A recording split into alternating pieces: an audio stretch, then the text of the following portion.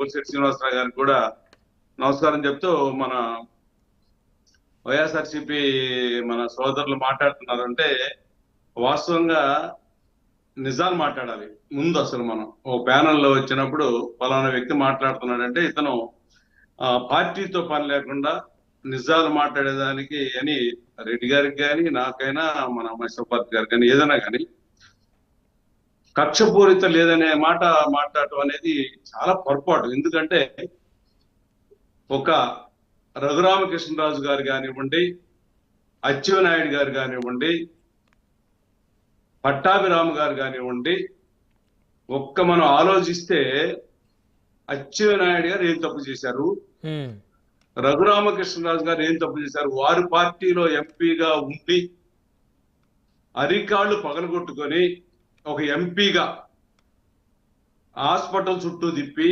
Police స్టేషన్ల చుట్టూ తిప్పి రకరకాలైన ఇబ్బందులు పెడితే ఆయన 4 సంవత్సరాలు కానీ 5 సంవత్సరాలు కానీ నియోజకవర్గానికి వచ్చిన పరిస్థితి ఉందా? రాలేకపోయారు, రానివ్వలేదు కదా. కక్షపూరిత కాకుండా ఆయన ఏం నేరం చేశాడు? ఏం నేరం చేశారంటే ఆ రోజు జగన్మోహన్ రెడ్డి గారిని పెద్ద ఎత్తున టార్గెట్ చేశారు. రఘురామకృష్ణరాజు గారు ఏమి నేరం చేశాడు? ఆయన బెయిల్ క్యాన్సిల్ చేయాలని కోర్టులో కేసు వేశారు. జగన్మోహన్ రెడ్డి గారు బెయిల్ క్యాన్సిల్ కోసం వేశారు పిటిషన్. అమ్మ ఒక్క నిమిషం. అట్లాగే పట్టాభిరామ్ గారి పరిస్థితి ఏంటి? అచ్చెన్నాయుడు గారి పరిస్థితి ఏంటి? అచ్చెన్నాయుడు గారు ఆపరేషన్ చేసుకొని ఉన్నాడు ఆయన మొలలకి. ఆయన లుంగి తడిసిపోయిందండి రక్తంతో. మేము ఆ టీవీలో చూసి చాలా బాధేసింది. ఆయన ఏ నేరం చేశాడు? దానికి సమాధానం చెప్తే రెడ్డి గారు కక్షపూరిత అనేది ఎక్కడా లేదనేది మేము చెప్తాం.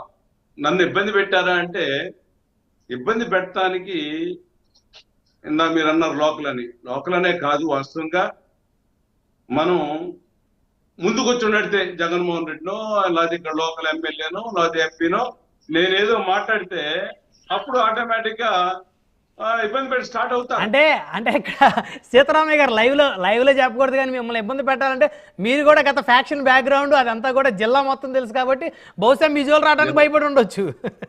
అది లైవ్ లో మాట్లాడకూడదు. లైవ్ లో మాట్లాడితే కొన్ని, ఎందుకంటే మనం కొన్ని పద్ధతుల్లో పాటించాలి లైవ్ లో మాట్లాడేటప్పుడు. ఇది ఎందుకు మాట్లాడుతున్నంటే, మన రెడ్డి గారు మాట్లాడేటప్పుడు కక్షపూరితం లేదంటే కొద్దిగా బాధేస్తుంది.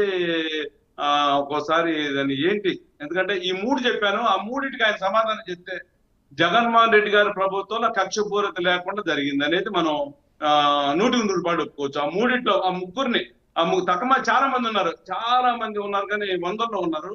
ఆ ముగ్గురు మెయిన్ గా మనం అచ్చెన్నాయుడు గారు, రఘురామకృష్ణరాజు గారు, పట్టాభిరామ్ గారు, వాళ్ళు ఏం పెద్ద నేరాలు చేశారు? హాస్పిటల్ చుట్టూ తిప్పాల పని ఏంటి? అసలు రైతు పూట ఇళ్లకు వచ్చి 1 గంట 2 గంటలకు ఎందుకండి? తెలుగుదేశం పార్టీ నాయకులు కానీ జనసేన వాళ్ళ ఇళ్లకు వచ్చి రైతులు పూట 2 గంటలకు అరెస్ట్ చేయాల్సిన పని ఏంటి? ఒక్కటి మనం ఆలోచించాల్సింది. ఎందుకంటే జనసేన పార్టీ నాయకుడు వచ్చే తల్లికి మనం చెప్తున్నాడు, మనం అన్ని వింటున్నాం. అవును, ఏమి వింటున్నాం? చంద్రబాబు నాయుడు గారు నిన్న 2 రోజుల నాడు కూడా చెప్పారు, కాళ్ళకి నమస్కారం పెట్టే సంస్కృతి ఎత్తేయండి, నాతో పాటే స్టార్ట్ అవ్వాలి. అంటే ఒక నాయకుడు చెప్పే మాటలు కార్యకర్తలు కానీ సెకండ్ గ్రేడ్ నాయకులు కానీ మొత్తం ఎప్పుడైతే పాటిస్తారో ఆ రాష్ట్రం అభివృద్ధి చెందటానికి బాగుంటది. అట్టనే పవన్ కళ్యాణ్ గారు వాళ్ళ ఫ్యామిలీ చూసుకుంటున్నాం, మనం వాళ్ళ ఫాదర్ నుంచి చూసుకుందాం, వాళ్ళ మదర్ నుంచి తీసుకుందాం. వాళ్ళ ఫ్యామిలీలో ఎప్పుడన్నా కానీ గొడవకి వెళ్ళే పరిస్థితి కానీ, లేకపోతే ఎదుటి మనిషి మాట్లాడితే చిరంజీవి గారు ఎదురు దాడి చేసినటువంటి పరిస్థితి లేదు. మాట్లాడారా? మాట్లాడండి, ఆయన మనస్తత్వం. కానీ ఎక్కడ కూడా ఎదురు దాడి చేసి మాట్లాడాల. పవన్ కళ్యాణ్ గారు ఆవేశంలో మరి మాట్లాడే సందర్భాలు ఉన్నాయి. ఎప్పుడు మాట్లాడాడు?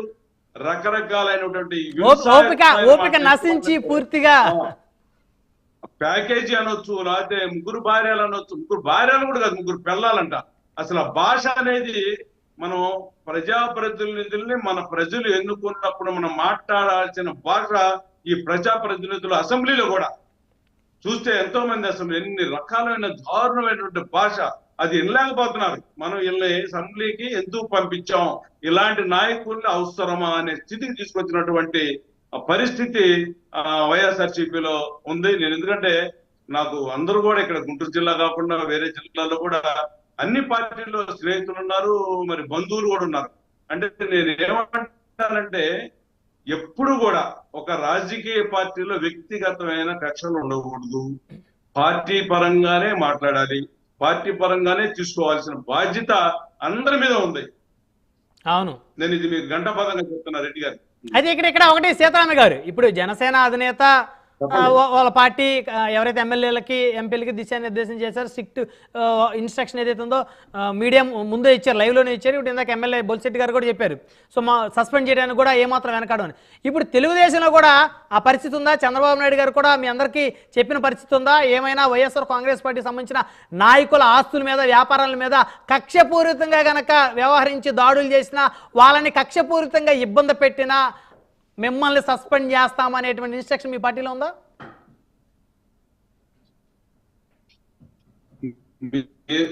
మీరు గతంలో చూసుకోండి, నేను 2001 దగ్గర నుంచి తెలుగుదేశం పార్టీలో ఉన్నాను.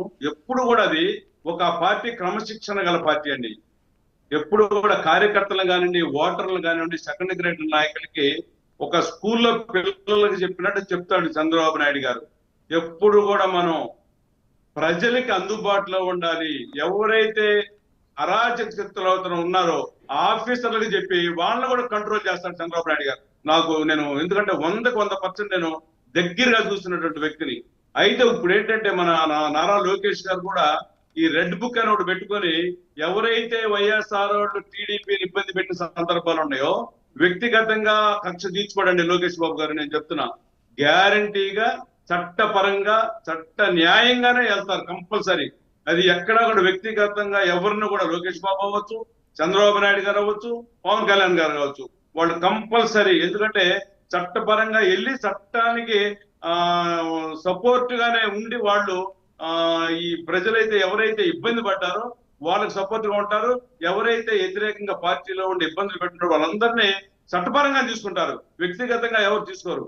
కానీ మన చంద్రబాబు నాయుడు గారు కానీ లోకేష్ గారు అంటే వాళ్ళు మాకు చెప్పే విధానం, మేము చాలా ప్రోగ్రామ్ లో ఉన్నాం కాబట్టి వారు ఎప్పుడు కూడా మరి కార్యకర్తల్ని కాపాడుకునే దానికి ఇవాళ కొద్ది శ్రద్ధ తీసుకున్నారు. గతంలో కొద్దిగా అశ్రద్ధ చేశారు కార్యకర్తల్ని. ఇవాళ ఎవరైతే కార్యకర్తలు పనిచేశారో వాళ్ళకు కూడా అవకాశాలు అన్ని రకాలుగా ఇవ్వడానికి సిద్ధపడ్డారు.